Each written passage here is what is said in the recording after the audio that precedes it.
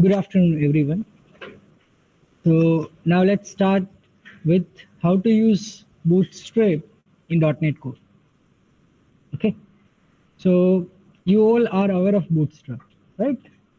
So it's a toolkit that we normally use, right, for managing our application or making our application the elegant, right, attractive in terms of client-side component.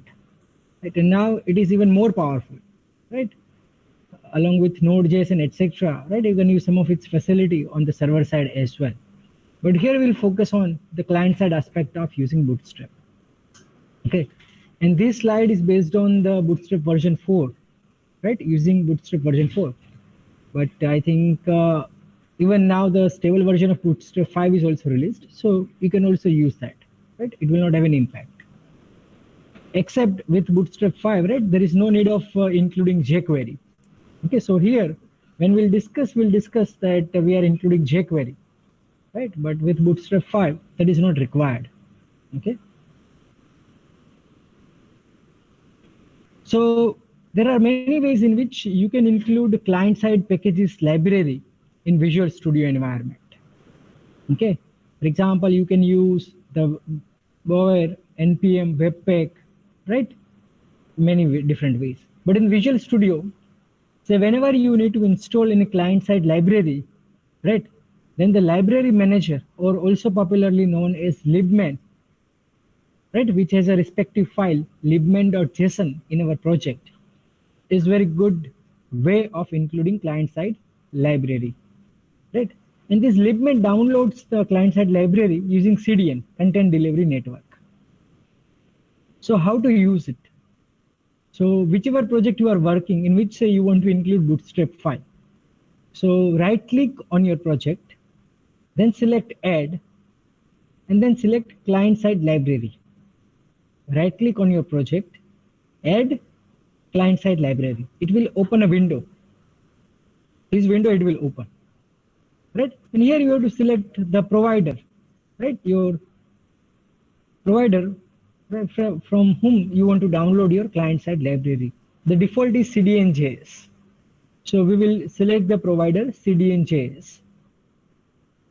Then here in the text box of library, you can specify which client-side library you want to include. Okay, and here you have lots of IntelliSense support.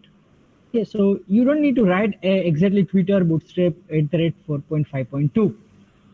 Right, you can simply write bootstrap and it will start suggesting all possible bootstrap which are currently available for your configuration. Okay, so there you will have IntelliSense support. So you can decide which version you want to install. Okay, and then you can decide which library you want to download and where in your project you want to keep them. Okay, so again, these all are static files. So we should be keeping them in the www root folder. Right, so within the www root, I have created a lib folder. Within that, I have a bootstrap folder. There, I'll keep it. So here, as soon as I click install, it will be installed, and you can see here on the right hand side, the snapshot of the project structure is given, right, where the bootstrap is installed, right, with its all CSS and JS file. Okay, so here you can see that it is available, and you can see that now one file has been created in our project, which is libman.json. So once you use the client-side library manager or library manager for installing client-side library, right?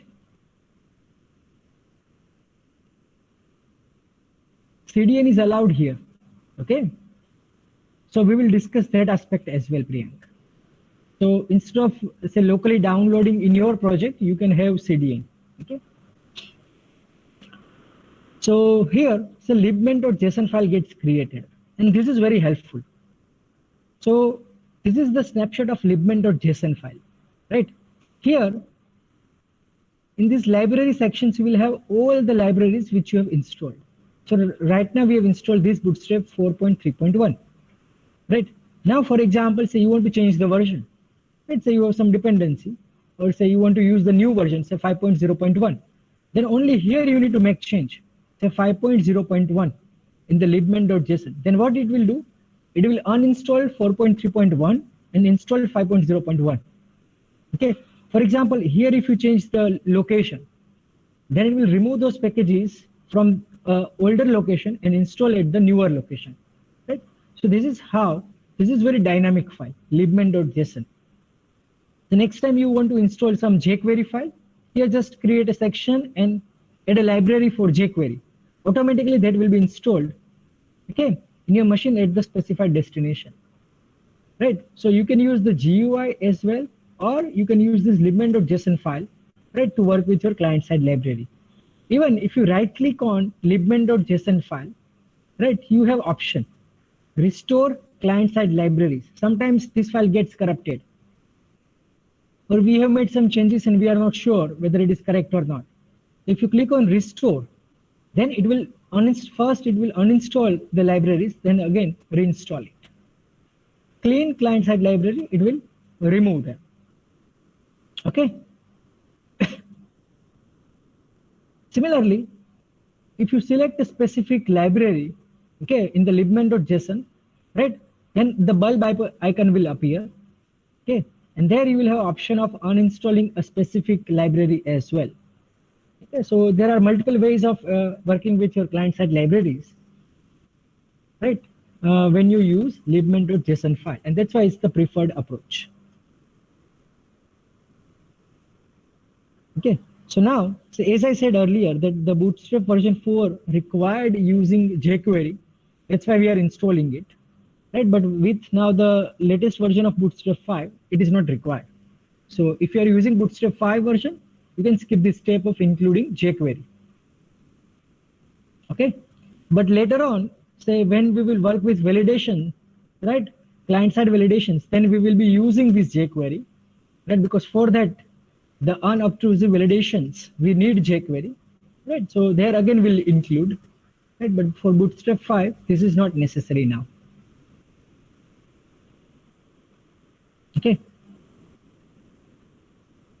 So earlier you can see that the jQuery were installed in the Bootstrap folder.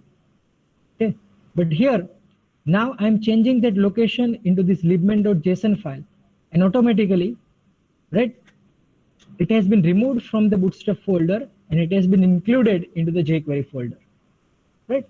So that means you don't need to do the cut paste in the project structure. You just make changes into the libmen.json, automatically it will take care of it. Okay, so that is very much powerful and useful feature. And these things are possible because the way the project file gets created has been, say, revamped in .NET Core. This was not possible in .NET Framework.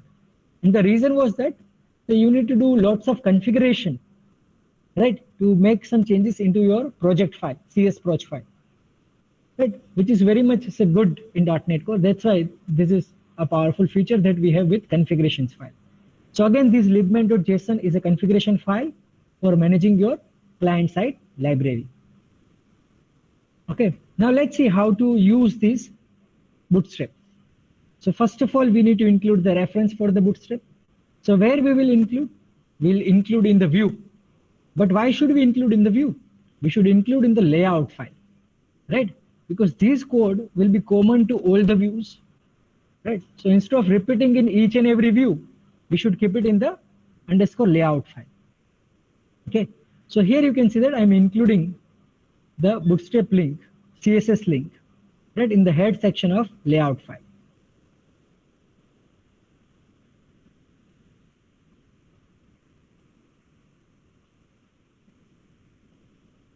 Okay, so here Abhi is suggesting that if you change the version of Bootstrap, for example here, 4.3.1 to 5.0.1, then you should not run the project to see the effect. When the user will run the project, user will see the difference, right? Okay. But yes, if you want to verify whether say the effects are as desired, then you need to test it, right? So there you may need to run it or you may need to test it. Okay, but Here, if you will encounter the problem, then the problem would be in your code that there is a say compatibility issue. If that is the aspect, you can test it. But otherwise, you don't need to verify it if that's the concern. Okay, it will take its effect. Okay. Right. So now, say we are including the Bootstrap CSS in the layout file, just to avoid redundancy by including it in each and every view file. Okay. Then now we are making some changes into our view file. Okay. So this is the index.cshtml, right? Where we are displaying list of stuff, right? So here now we are including some Bootstrap classes. Okay. And you can see that here I've included one image tag. Okay. So for each employee now will display its name as well as the image. Okay. So now this is how the index page will look like after including the Bootstrap. Okay. Now here, so when we include this image tag in the view file, right? Which middleware component we must add, right, in our HTTP request processing pipeline so that the images are rendered properly. Yes, static file, right? Because if you remember, in our earlier code, we have not added it, right, in this application. So now, if you'll run this application, then these images won't be displayed because the images are static files. Even the Bootstrap will not take its effect. It's a static file, right? So you must have used static file middleware in the pipeline before your use routing and other middleware component, so that the static files can be rendered. So whenever your Bootstrap, your jQuery, your JavaScript file are not having intended effects, image are not displayed, the reason is you have not included the middleware for rendering those files, right? So always be sure of this. Okay. Similarly, here we are making some changes into our details.cshtml file. Okay, we are just including the Bootstrap classes. Okay, and we are including some link like back, edit, delete, etc. Okay, and we'll write the code for it later on. Okay, so now this is how the page will look like when you request the details of a specific employee. Okay, so here what we want is when the user click on the back button, user should be redirected to the index.cshtml. Okay.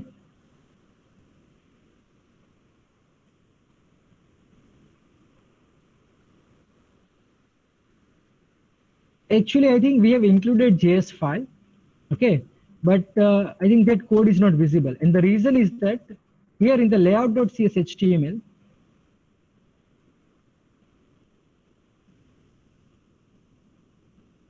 yes, it will work because right now we are not using any JavaScript component. That's why.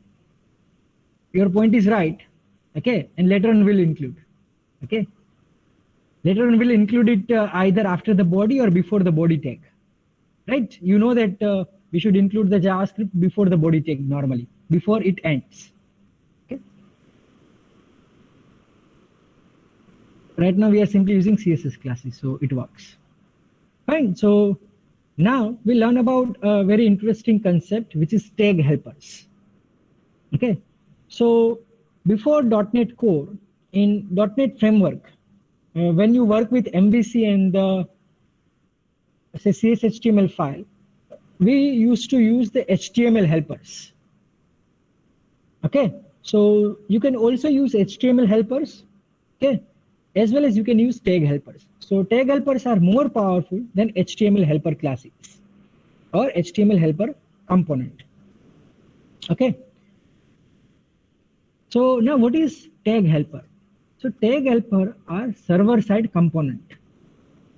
That means this server-side component we can include in our view page so that this component will have mapping of client data and server model. Again, I'll repeat. Tag helpers are server-side component. Okay. So what do we mean by server-side component? For example, in a Razor file, you include a tag helper for a text box. Input field, an input tag helper. Say it is a text box, right? So whenever, say it's the text box for the first name, and so there is a property in the model student, string first name. So whenever the user will type first name into the text box and click on the enter, right? Then the server will realize that this is a property of a student models, right? Which is named as first name. So how this relation is happening, right? That relation, that connection is happening because of tag helpers. Because tag helper is specifying that, okay, this input is related to these models, this property. Okay, so that's why tag helpers will create a client-side component, which will also act as a server-side component because it has a connection with a model. Okay, so just keep this, the description, this sentence in mind, right? As we'll see example, you will get it. So they are processed on the server side to create and render HTML elements in Razor files. And there are many built-in tag helpers, for example, for generating links, creating forms, loading assets. Loading assets means loading the client-side scripts, loading images, loading videos, right? And to make the built-in tag helper available for all the views in our entire application, we need to import tag helpers. And where we will import them? We can import them in the view in which we need, or we can import them in the view import file only once. So here, this is the view import file. Here we keep all our namespaces that we use frequently. So here we'll import our tag helper. So @add tag helper star. Okay, so this star indicates that we want to import all tag helpers, or you can choose which specific tag helpers you need. Okay, and then we specify the assembly where all the tag helpers are available. Okay, so here we are including all built-in tag helpers. Okay, even sometimes you can create a custom tag helper as per your need, right? And then what you need to do, @add tag helper, the tag helper you have created instead of star, and in whichever namespace the tag helper is available, that you need to include. Okay. So now let's use our first tag helper, which is for generating links. Okay. Say now, so what kind of, here, say this is the index.cshtml. Now here you have a view button. So whenever user clicks on any of these view button, we want to display the details of that specific employee only. Okay, that means we need a URL where it is home/details/ the ID of the employee. So for Mary 1, for John 2, for Sam 3. That means for Sam 3, the URL must be home/details/3. For John, it would be home/details/2. So this kind of URL links we need to generate. Right? So this is how we want to generate several links. Okay. Now, for that we can use simply the hyperlink. Right? We can use that. But now, instead of using hyperlink, right, we will use the tag helper for generating links. We will use anchor tag helper. And let's see how it is different. So here you are seeing that this edit or this delete link, it's the anchor tag, anchor element, right? But you see this view anchor element, it's the different. That is how it is tag helper. Why? You are saying that, okay, anchor tag, then it has ASP controller. That means whenever user will click on this view hyperlink, right, user will be redirected to home controller. Okay, within the home controller, what is the action method? ASP action, details. Then ASP route ID. Okay, so your URL is now forming /home/details And what is the routing ID? Staff ID. Right? So automatically here you are not specifying that, okay, your staff ID is 3, 4, 5, because that value is already available with you, right? In the model itself. So you know that staff ID. So instead of generating, say, href is equal to, in double quotes, home slash details slash @staff ID, you are not, say, hard coding it, right? In anchor tag, otherwise what we would do, href is equal to, in double quotes, home slash details slash @staff.id. That would also work. But what would happen, right, if your controller name changes, right, or if anything changes, or if your routing template changes, not the controller name, but what if your routing template changes? Then it will stop working. Okay, so we'll see such example, I think, in the 2 to 3 slides later on, right?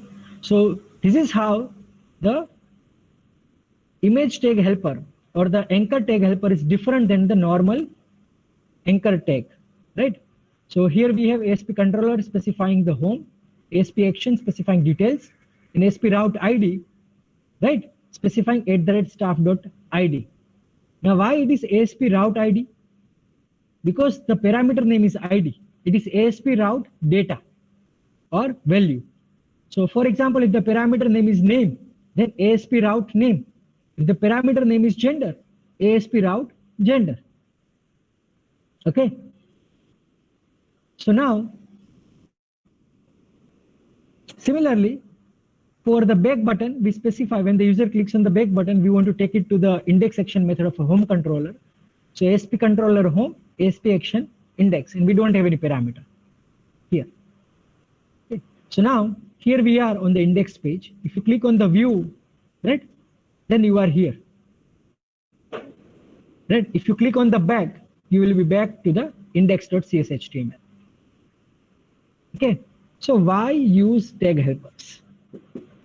Okay. Now you are somewhat aware with the structure of a tag helpers. Like in ASP.NET, we had ASP elements, server side elements. You had two input elements, HTML elements and ASP elements. Right? In the beginning lab, some of you made mistake. Instead of using ASP element, you started using HTML input element. So here similarly we have ASP tag helpers, which are server side component. Right? There we used to write runAt is equal to server. Right? Here we don't need to write it. Why? Because we are specifying it in different manner. ASP controller, ASP action, right? ASP parameter for different values. Okay. So now why should we use it? So here you can see that both approaches are available. So the first one is without using tag helper. Anchor tag href is equal to /home /details @staff.id. I believe now that you know from where this @staff is coming.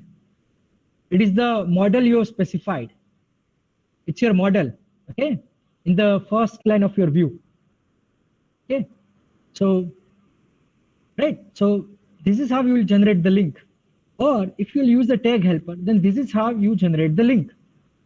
Okay, ASP controller, ASP action, and ASP route ID or ASP route name, ASP route the branch, etc. And both of these will generate the same link in the client side, which is specified here. This one. And both will generate the same link. Then why this is useful? Right?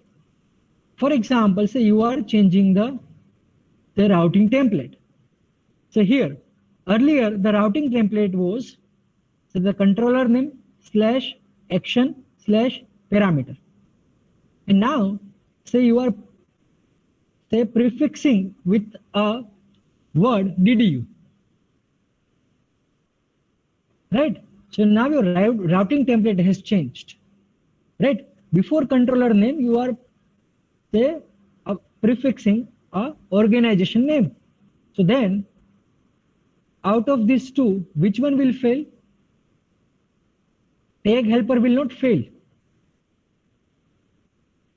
Right? Because its original URL already include DDU. And from that URL, right, it has to redirect to a controller, to an action, right? and with a routing parameter. So it is already aware of the DDU, while the hyperlink that is not using tag helper, right? It will redirect to a URL which is not including DDU. That's why it will fail, right? So here, where your routing template is changing, the tag helper will help you, right? It won't have any problem because your controller name, action method names, your parameter names are not modified. Only the template has changed, right? And that's why it will work without any change. Okay, so that is the advantage of tag helper. Okay, so the advantage is only with reference to the change in routing template. If you change the controller name or parameter name or method name, then you need to make the change in the tag helper as well.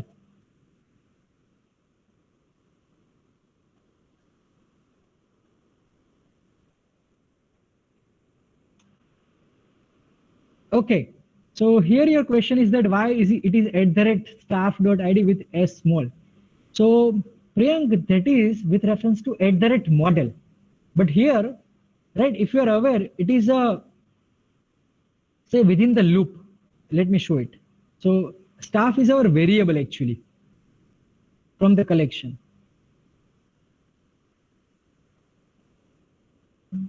This is index here. Yes. See here, staff is our variable from the model. Okay. But thank you very much for asking questions. Some other students might have the same question. Okay. But model is definitely capital. But here it is within the index.cshtml.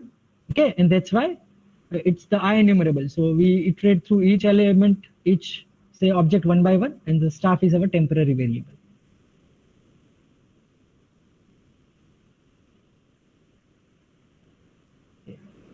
So now you are clear that routing template helps you in terms of, the anchor tag helper or the hyperlink tag helper helps you even if there is a change in the routing template. Okay. And apart from this, there are many other tag helpers which are also useful. So we'll learn about them. Okay. Then next is the image tag helper. It is also a very useful one. Okay. So before we start, okay, so Preeti is suggesting that the same functionality is available in Spring. Yes. So whether you talk about Spring or say .NET Core or say Laravel, right?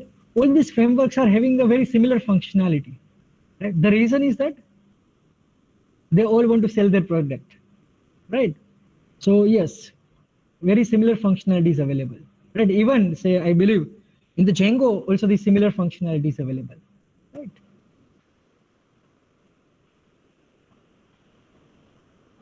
So from that, now I have just one question for all of you. Okay, it's not related with .NET Core, but let me ask you, why do you study? Yes, can anyone answer? Why do you study? You were studying since I think last 15 years, probably. Or if you include say playgroup and LKG and etc., right, then probably last 18 years. So why are you studying?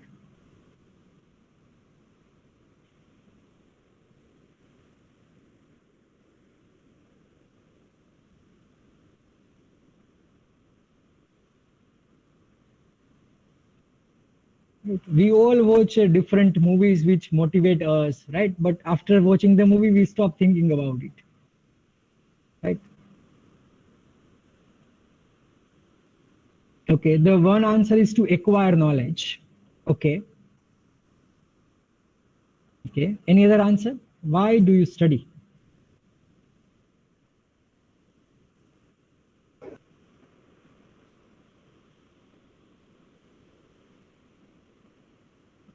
Help us to correlate with something else. Okay. Okay, to earn respect and have reputable place in society. Okay, this is very honest answer, Rishi. Thank you very much. Okay, in today's time, though we live in a free country, right? But still, we even hide our own thoughts from ourselves. That's how we have become,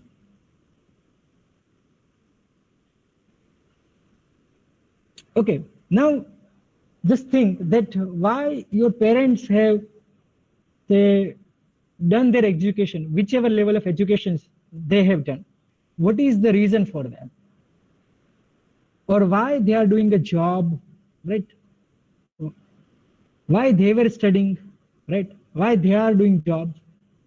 Can you think about it?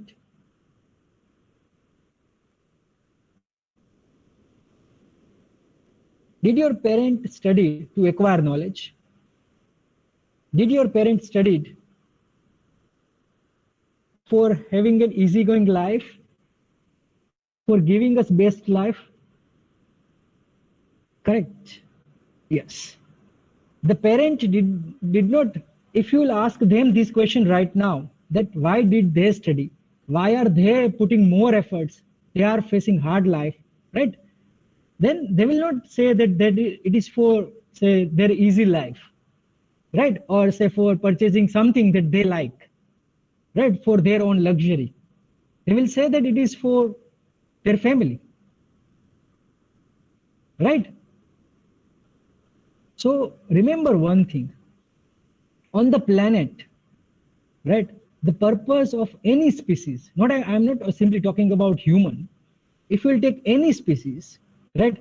Whether it is a living or non-living, because certain species are we considered as a say, scientific human, we consider them non-living. Okay, so the purpose is to serve others.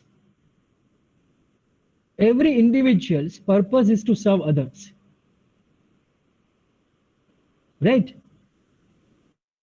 So if you will just keep this thing in mind, that your purpose is to serve others. That means make someone else's life better. Then it also serves you. Because when you stop thinking about yourself, automatically good things starts happening for you as well. Or good means whatever is right for you. Sometimes, say there is a sentence, actually I don't recollect right now, but probably if I'll teach you AI in the 7th semester, right, in the discussion of natural language processing, we'll discuss that sentence. Okay, so that the meaning of a human life is to serve other, and that's why whenever you do something, okay, at least if you don't consider others, right, then only think about one thing, that if I'll do this, will my parents be happy? Will they agree of? So in any difficult situation, if you will just think about this, right, the decisions you would be able to take very easily, whichever decision it is, right? That whether they will be happy, they will agreeing my decision, then you will get the answer immediately. And these I personally follow, and it has helped me lots of time, right? Now I have a larger scope, right? I have to include some few other persons as well, right? If I'll do this, whether my parents will be happy, whether my partner will be happy, what will be the impact on my child, right? So based on that, I'll just add one more point and then we'll continue with .NET Core. Say, after I joined teaching, right, I realized one behavior that my parents used to have with us, right? Both me and my sister. So sometimes, say, back on those days, we used to have the landline phone, right? And we don't have that smartphones or mobile phones were not there. So you need to write those mobile number or those phone numbers in the diary. Right? So sometimes when my mother or father was on phone and they need to note down a phone number of someone else or some other details, right? Or address or something. Right? And if they could not find a pen or pencil, right? And if say we are not in the house or anywhere, sometimes we were even playing outside in the street, then they would say, they would call us and ask us that can they take pen or pencil from our bag? They would ask us. Those pen or pencil, we have not purchased by ourselves. Definitely they must have brought us for us, right? Still, they would take a permission. We never realized in those days that why they were taking permission. But today, I really realize very much, specifically after this online education mode. Right? So whenever you are in a doubt, right, just think about that whatever you are doing, it is not for yourself. You are doing it someone else. Then is it worth it? Whichever behavior you are indulging, okay, or whichever is a complex decision you have to make, is it worth it? You can remember, if it is not worth it, then don't do it. If you believe that this decision will not make you happy, or at least your parents happy, then don't do it. Okay? But if your parents says that, right, I have made certain decisions, right, where I was not agreeing, but my parents were saying that, okay, you should do this. I was reluctant to take science. I was interested in commerce and arts, specifically in commerce, right? But my parents suggested that I should take science, right? And when I see the picture in the, when I see myself in this current situation, I see that the different instances, the events, they've happened after that, right? They've made many other people's life better, right? Sometimes in today's time, people say, go for your passion. But in today's time, even you don't know your actual passion. So right now, 12th science, after 12th science, everyone wants to do computer engineering and IT. And with the knowledge of that, IT will do the software, will make you a software engineer, and computer engineering will make you a hardware engineer. And parents will say, 24 hours he plays mobile game and plays games in the computer, so he will be a good programmer. So that's not the passion. Passion is a very difficult word, and that you can only understand by yourself, right?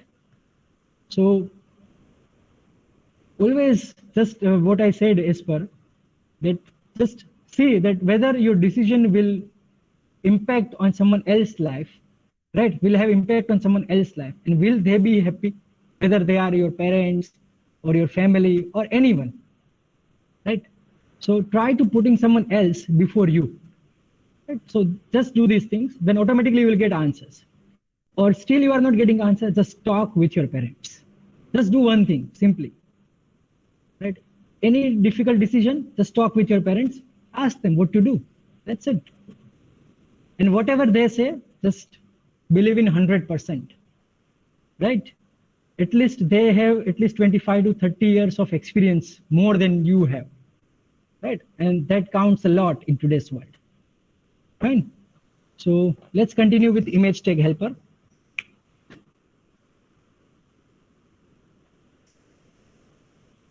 And at many places I'm seeing the word money. Okay, money is important, it is necessary, but it is you who has to decide how much money is important. Okay, otherwise it's like the deadlock in operating system, right? There, then you will complain that, okay, you are running for money for your family, but then your family says that, okay, but where are we? So money is definitely important, right, in today's life, but how much, that you have to decide, right? Even possibly the Mukesh Ambani may not be happy, right? Or say Warren Buffett or any person you say take. While say some auto rickshaw wala is happy, he's content, he can have 8 hours of sleep without any disturbance. He may not need to take a pill to have a sleep. Right? So just have a healthy life. Okay, money is important, but you need to decide how much. Okay. Image tag helper. So why image tag helper is important? The reason is that images are comparably heavy resources, because in today's time, right, there are so many applications in which there are, say, high resolution images are part of an application, and many of them.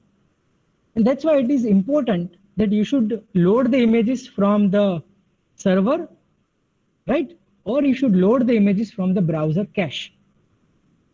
Okay, and if you are aware that how a web page is rendered, then the cache are available at several places.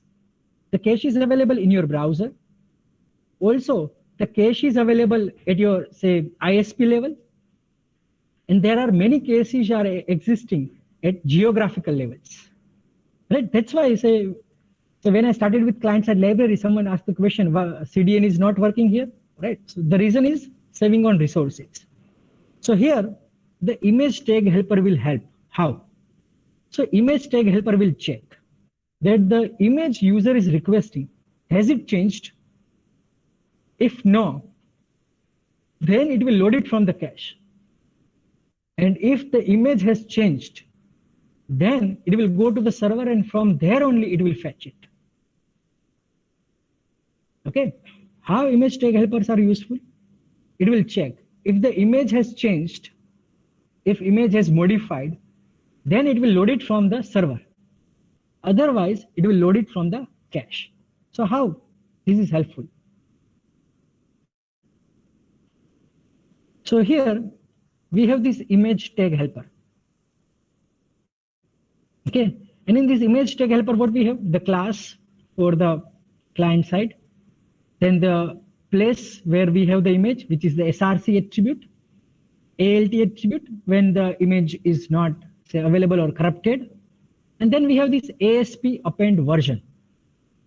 We have this asp append version. Okay, so what is the usefulness of this? It is to know whether the image has changed or not. So whenever you will include ASP append version, and if you will make it its value true, then what will happen? Whenever you are trying to render an image, it will append a hash value. You will see here as a query string. This hash value gets generated and it will compare with its cache image, right? So if the hash value matches, right, then what will happen? It will load the image. It will load the image from the cache. And if the hash value is not matched, then it will assume that image has changed. Okay. So in this manner, in this img tag, as we are including this ASP append version, we have a cache busting behavior. We have a cache busting behavior. So here, because of this, again I'll repeat, the unique hash value is generated and it is appended to the image URL as a query string. So this unique query string prompts the browser to reload the image from the server and not from the browser cache, right? Each time the image on the server changes, when the image on the server will change, a new hash value will be available for the image and it will be cached, right? So if the image has not changed, then the hash isn't recalculated, and using this hash value, the browser will keep track of whether the image content on the server has changed or not. Okay, so is it clear?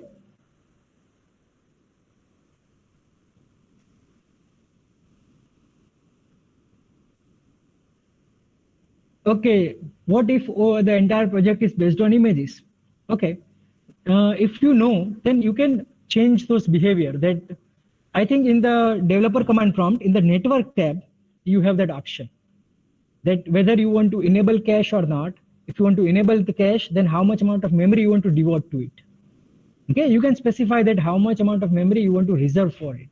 So you can configure it. You can have a large chunk of server where you are hosting your application, right? Or its file system is hosted, and then you can configure it, that how much size of cache you want, right? Definitely, like for example, for ISP, internet service provider, or the geographical server, right? They will have several cloud machines for cache, right? So that you can configure it. Okay. And if you want to just take a, say, idea of it, right? You all know what is the size of a browser. But whenever you run the Google Chrome or any browser, just see how much amount of RAM it is utilizing right, in your system. Okay, so just check it out whenever, and just do one thing. Say, have many bookmarks in your browser and just open one tab is live. Okay, for example, you are opening the redu.se.in, and then there are many other bookmarks in your browser. Okay, and then see the amount of memory it is consuming, the RAM, and then delete bookmarks and see how much RAM it is consuming. Right? Yes. So other suggestion is extension. So that means the cache has not directly capacity. Its capacity is related with your memory, but internal cache has some capacity and which is configurable. Okay. Vishruti is asking how they prevent to access other images on server. I'm not able to understand this question properly. Other images means?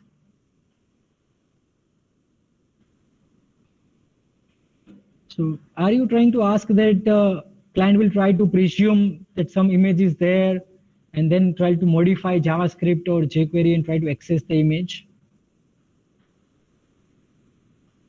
Okay. So there you need to trust on your code. Okay. So whether they are actually, those things are actually accessible or not, right? So that is a security related aspect, and I believe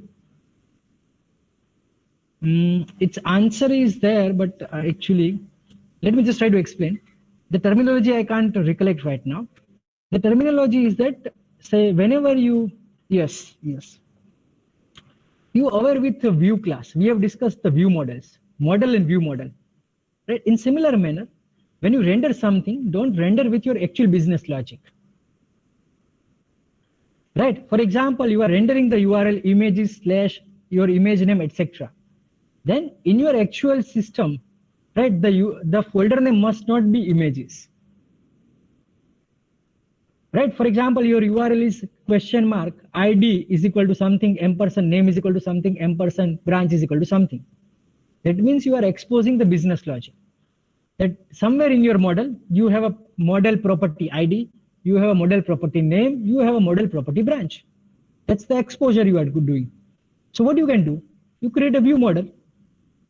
In the view model, it is ID, name, etc.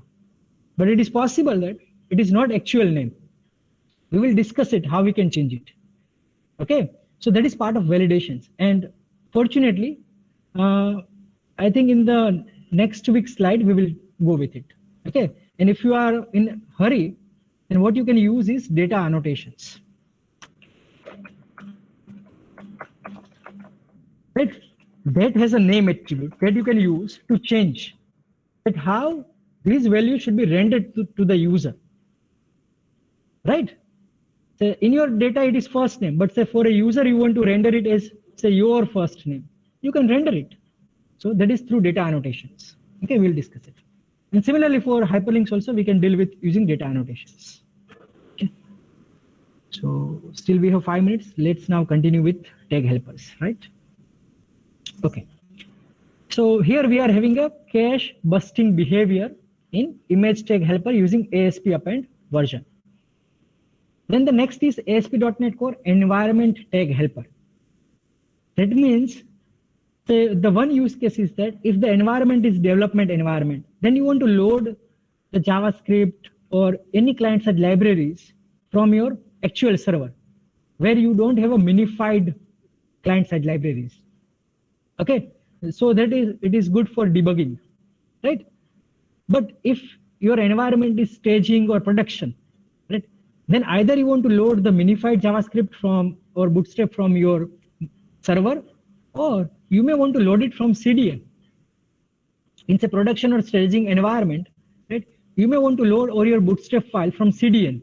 And if for some reason CDN is not available, right, so CDN is not available, you want your system to fall back to your own file server where the minified files are available. Then how this is possible? It is possible using ASP.NET Core environment tag helper. Okay. So what we are trying to do, if the environment is development, load it from our own server. If the environment is other than development, right, then load the files from the CDN, okay? And if the CDN is down, right, then fall back to our own server and from there load the minified script, right? So how to set the environment variable? So normally if it is a development environment, we set it in the launch setting.json file. But in other environment than development, what do we do? For example, you have, say, host the application, and now you are asking client to use it. Then where you will set the environment variable? In the OS. That's the easiest way of setting environment variable. Otherwise, you will set it in the app settings.json file, or you will include as a command line argument, etc. Right? The launch setting won't be part of environment other than development. So right now it is development. Okay. And then here we have this environment tag helper. Environment, here you can see that. And it has two attributes, include, exclude. Include will include those environment. That means for those environment, it will work. So here, this environment tag helper will work for development environment. This environment tag helper will work if the environment is staging or production. Similarly, you can use exclude. For example, here I use environment exclude development. That means this will work if the environment is other than development. Okay, so either you can specify multiple environments, comma separated, or you can use exclude. Okay, so here what are we doing? If the environment is development, then I'm loading the Bootstrap CSS from my own server, and which is not minified, the original one. And if the environment is staging or production, then you can see that I'm loading the minified Bootstrap CSS from the CDN. Okay, so this is how using environment tag helper, right? We are letting it decide from where to load the client-side libraries. Okay. And now here, similarly, we have exclude. So here also, if the environment is other than development, load it from the CDN, the minified CSS file. Okay. And this integrity attribute is included to know that these scripts are not modified. Okay. So here we have the development environment. Okay. And when we run the page, you can see that it is rendering the file, which is the original file, not the minified one. Why? The environment is development. Okay. If you change the environment, for example, staging, okay, then you can see that now it is from CDN, the minified Bootstrap. Okay. And what if the CDN is down? Right. So then we need a fallback resources. That means if the CDN is not available, then it should come back to our application, our server, and from there it should load the minified files, whichever file it needs. So here, if the environment is development, then it should load from the server, the Bootstrap CSS. If the environment is other than development, then try for CDN, the minified scripts. But if it is down somehow, then have fallback. So ASP fallback href. That if the CDN is down, where it should go, where it should try. So try at my server and render this file. So it's the ASP fallback href. If the CDN is not available or original href is not available, then it should fall back here. And what is this? ASP fallback test class, ASP fallback test property, ASP fallback test value. These are some class name, property name that exist in the file just to verify, right? Whether it's the same file we are trying to render. Okay. And here there is a parameter ASP suppress fallback integrity. So when that file is available on your server, right, then there is no need of integrity checking, right? So you can suppress it. Okay, that's why it is true. So now the integrity check will not happen. Okay. Okay, so that's why we have made it. By default, the integrity is there for the when you go for CDN, and it will generate this. You can see this integrity hash will be generated. Okay, every time in each page, right? And that we want to avoid when it is falling back to our server. That there is no need of checking the integrity. We can verify using the test cases like class property value. Okay, so that is all about. Okay, so now you can see that if the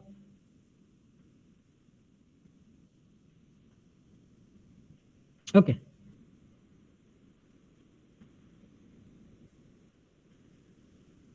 Yes, so I was right that it is for turning off, right? So true means it will turn off the integrity check. Fine, let's take a 5-minute break, then we'll continue. Okay.